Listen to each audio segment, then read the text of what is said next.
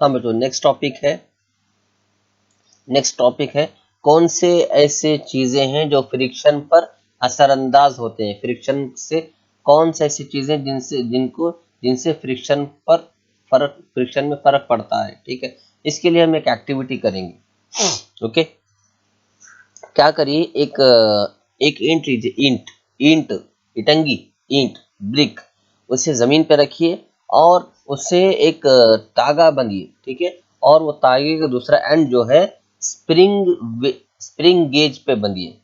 ठीक है, spring gauge पे, स्प्रिंग बैलेंस पर। स्प्रिंग बैलेंस मतलब ये स्प्रिंग बैलेंस से नॉर्मली क्या वेट किया जाता है।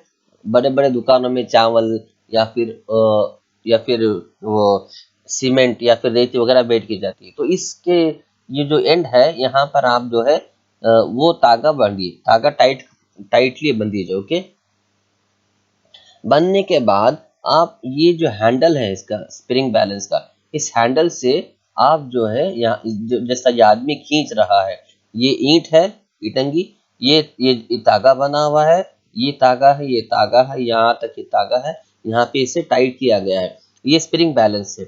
इस स्प्रिंग बैलेंस से आप जब खींचेंगे ईंट को, तो पहले तो ये थोड़ा सा स्प्रिंग खींचा जाएगा। ठीक है, थोड़ा सा स्प्रिंग, अंदर का जो स्प्रिंग है, अंदर का जो कांटा है, थोड़ा सा कांटा थोड़ी थोड़ी सी रीडिंग बताएगा। ठीक है, it gives U A measure of the force of friction between the surface of the brick and the floor. ठीक है, ये वो रीडिंग है जिसे हम फ्रिक्शन कह सकते हैं, यानी इतना फ्रिक्शन ईंट और इस जमीन के दरमियान है। ठीक है, जब आप इसे खींचेंगे तो इमीडिएटली ये जो ईंट है आपकी तरफ बढ़ने नहीं लगेगी। पहले क्या होगा, पहले थोड़ा सा रीडिंग बताएगा। वो रीडिंग एक्चुअली क्या है, वो रीडिंग एक्चुअली वो फ्रिक्शन है जो अप्लाई किया जा रहा है इस ईंट को खींचने के लिए। इस ईंट को खींचने के लिए जितनी फोर्स अप्लाई की जाती है, उतना ही फोर्स ये कांटा बताएगा। और ये कांटा एक्चुअली क्या बता रहा है, फ्रिक्शन बताता है। वो फ्रिक्शन जो इस ईंट और इस जमीन के दरमियान, इस फ्लोर के दरमियान है। ठीक है, अगर इस फ्लोर पे फ्रिक्शन ना होता तो कांटा जीरो रीडिंग पर भी, इस जीरो रीडिंग पर रहने के होता, तब भी ये ईंट खींचा जाता था। लेकिन ऐसा होता नहीं। आप एक्सपेरिमेंट करिए, आपको मालूम होगा। जब फ्लोर के ऊपर ये ईंट रखा जाए तो वो ईंट उसी वक्त आगे बढ़ता जब ये कांटा थोड़ी सी रीडिंग दिखाएगा आपके स्प्रिंग बैलेंस में। ठीक है, now wrap a piece of polythene around the brick and repeat the activity. Do you observe any difference in the reading of the spring balance in the above two cases? What might be the reason for these differences? Repeat this activity by wrapping a piece of jute bag around the brick. What do you observe? Now, spring balance is a device which is used for measuring the force acting on an object. हाँ, measuring device है। ठीक है, जैसे कि चावल के दुकान में या गेहूं वगैरह का जो होलसेल की दुकान होती है, वहां पर बड़े बड़े जो वजन करना होता है 10 किलो के 20 किलो के, तो इसे इस्तेमाल करते हैं। ठीक है, चलिए फ्रिक्शन को समझने के लिए और एक एक्सपेरिमेंट करेंगे।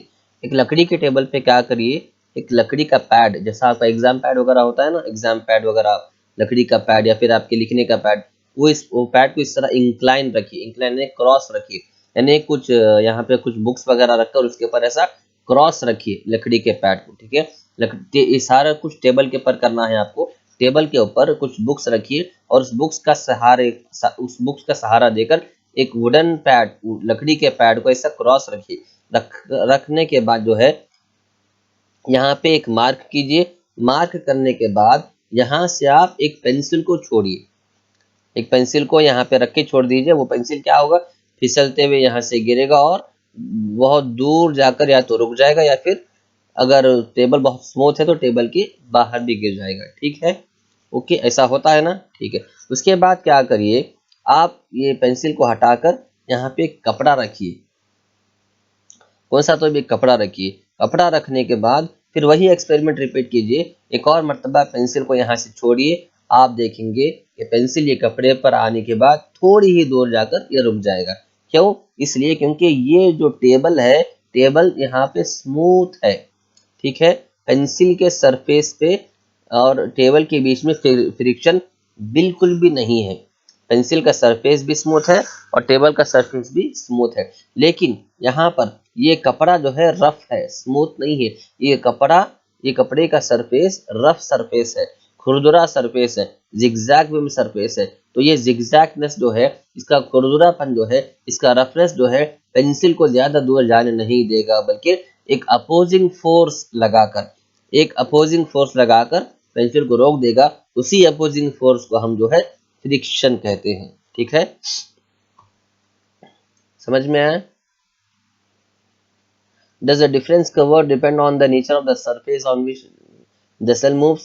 Could the smoothness of the surface of the cell also affect the distance traveled by it? I shall try the activity by wrapping a piece of sand water around the cell. Okay, so friction is caused by irregularities on the two surface in the contact. तो friction कैसा कैसा पैदा होता है?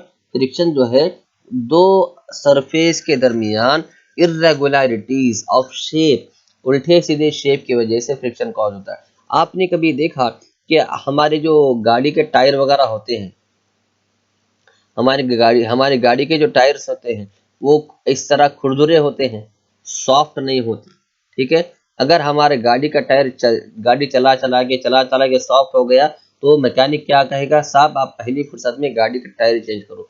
क्यों? ये tyre, गाड़ी के टायर का जो खुरदुरापन है, इरेगुलरिटीज है, वो खुरदुरापन रोड के खुरदुरेपन से मिलकर एक फ्रिक्शन पैदा करते। वो फ्रिक्शन आपको गाड़ी के टायर को फिसलने से बचाता है, स्लिप होने से बचाता है, स्किड होने से बचाता है। तो फ्रिक्शन जो है वो फोर्स है जो दो अलग अलग सरफेस की वजह से, सरफेस की इरेगुलरिटीज की वजह से क्रिएट होता है, ठीक है। इरेगुलरिटी यानी उल्टा सीधा शेप, फ्लैट शेप नहीं, चिकना सरफेस नहीं, फ्लैट सरफेस नहीं, ऊपर नीचे वाला सरफेस। आप मुझे एक बात बताइए, आप गाड़ी फास्ट कौन सी रोड पे चला सकते हैं?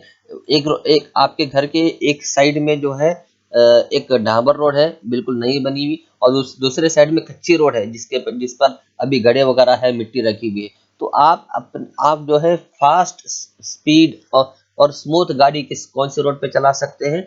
उस रोड पे जो डांबर की रोड है, क्योंकि वहां पर फ्रिक्शन उतना नहीं है जितना फ्रिक्शन उस रोड पे है जो आपके घर के अपोजिट साइड में है। और वो जो कच्ची रोड है, कच्ची रोड पे फ्रिक्शन ज्यादा होता है, कच्ची रोड पे गड्ढे ज्यादा होते हैं, मिट्टी ज्यादा होती है, और वहां पे उस का जगह जगह गड्ढे होते हैं। तो आप उस रोड पर फास्ट गाड़ी नहीं चला सकते। क्यों? क्योंकि सरफेस इरेगुलर है। इसी तरह फ्रिक्शन जो है दो इरेगुलर सरफेस की वजह से फ्रिक्शन फोर्स क्रिएट होता है, और फ्रिक्शन फोर्स क्रिएट होना बेइंतहा जरूरी है। अगर फ्रिक्शन फोर्स क्रिएट नहीं हुआ बच्चों, तो बहुत बड़े बड़े एक्सीडेंट्स हो सकते हैं, बहुत बड़े बड़े हादसे हो सकते हैं, बहुत बड़ा बड़ा नुकसान हो सकता है। जिंदगी के स्मूथ चलने के लिए, लाइफ के स्मूथ चलने के लिए, लाइफ रिक्वायरमेंट्स को स्मूथ चलने के लिए लाइफ में फ्रिक्शन का होना बेइंतहा जरूरी है। फ्रिक्शन जो है बहुत इंपॉर्टेंट फोर्स है। So the force of the friction is greater if the rough surface is involved.